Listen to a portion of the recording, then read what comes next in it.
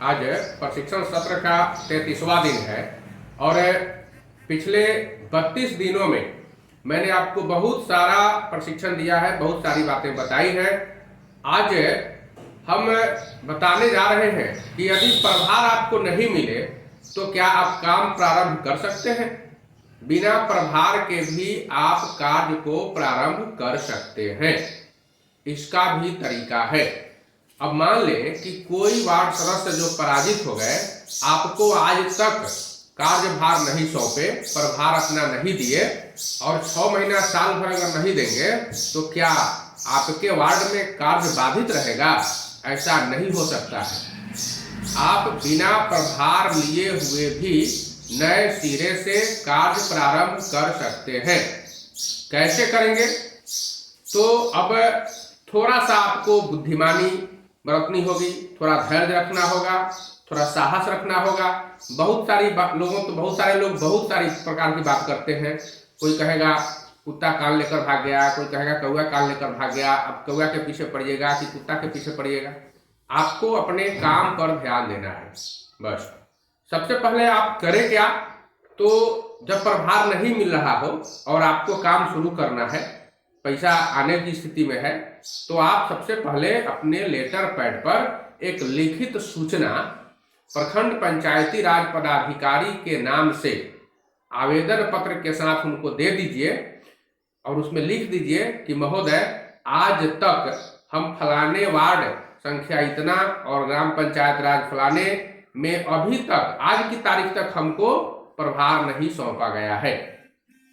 तो आप प्रभार या तो 15 दिन के अंदर मुझे दिलाने की कृपा करें या फिर नए सिरे से कार्य करने की अनुमति दी जाए।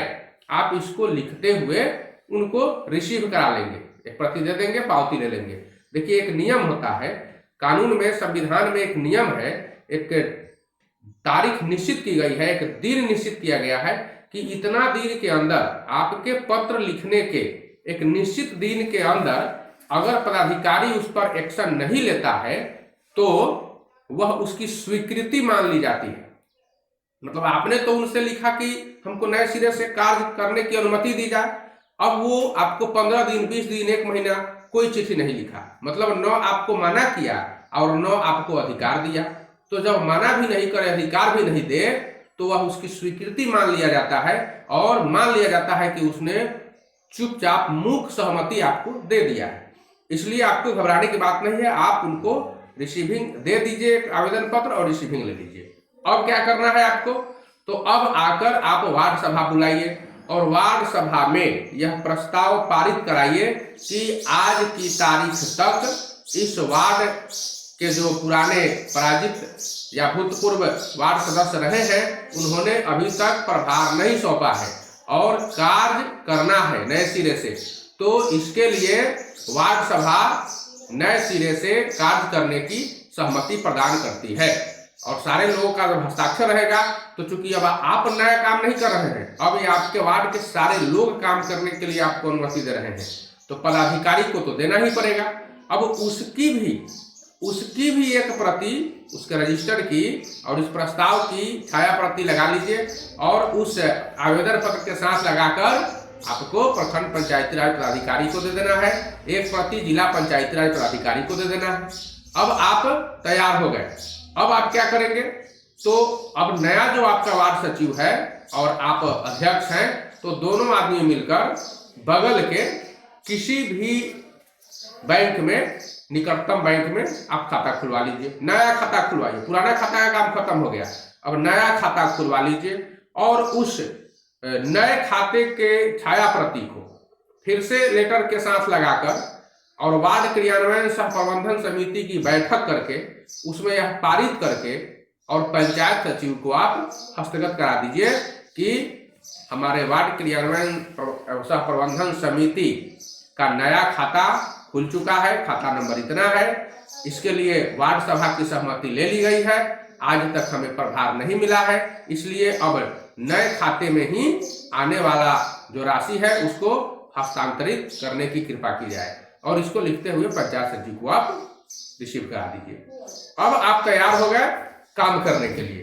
तो अब क्या करना है? तो आपको नया नया रजिस्टर खरीद लेना है 10 गो, और नया नया संचिका खरीद लेना है 10 गो। संचिका मतलब फाइल, और रजिस्टर का मतलब होता है पंजी। तो पंजी भी 10 गो खरीद लीजिए और 10 गो संचिका भी खरीद लीजिए। एगो रोकर पंजी खरीद लीजिए ताकि सब गैस बुक लिखाएगा उसमें।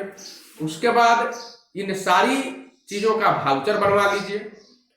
अब नया खाता खुल ही चुका है, प्रभार आप लिए ही नहीं है, अब आप तैयार हो गए कार्य करने के लिए। अब जब भी किसी काम को करना है तो वार्ड सभा में पहले पारित कराइए, फिर उसका प्राक्कलन तैयार होगा, यही प्राक्कलन बनाएंगे। प्राक्कलन बनाने के बाद फिर उस पर वो तकनीकी स्वीकृति देंगे। प्रशासनिक स्वीकृति के लिए वो ग्राम पंचायत में जाएगा। मुखिया और पंचायत सचिव मिलकर पंचायत का जो कार्यकारिणी की बैठक होती है उसमें प्रशासनिक स्वीकृति देंगे, और प्रशासनिक स्वीकृति देने के साथ साथ आपके खाते में राशि स्थानांतरित की जाएगी। तो फिर से आप काम करेंगे।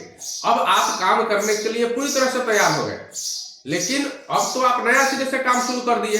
अब पुराने वाले लोग आज तक आपको प्रभार दिए नहीं, अब वो आएंगे आपको प्रभार देने।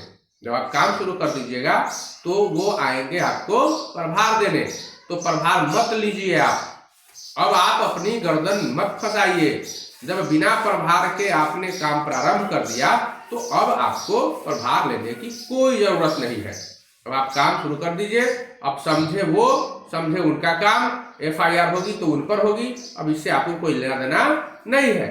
अगर कोई भी व्यक्ति आपको धमकी देता है इस विषय पर, या फिर यह बताता है, डराता भी है, कुछ लोग कहोगा कि प्रभार नहीं लिए है फंस जाइएगा, इसे घबराने की कोई बात नहीं है। प्रभार नहीं लिए है तो थोड़े फंसेंगे। आप नहीं दिए हैं तो आप तो फंसिएगा। पहले सामान आपके पास है, आप दीजिएगा तब न लेंगे, और समय पर आपने दिया ही नहीं तो हम अब लेकर क्या करेंगे।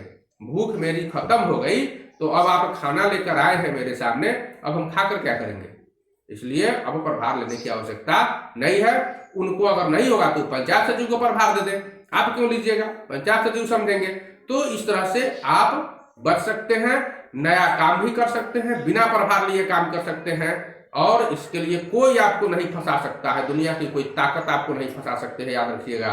तो आप बुद्धि से काम कीजिए, बुद्धिमानी बरतिए, और आपको नया सिरे से काम भी कर लेना है। प्रभार भी नहीं मिलेगा तो भी कोई बात नहीं है, काम भी हो जाएगा, सांप भी मर जाएगा, लाठी भी बच जाएगी।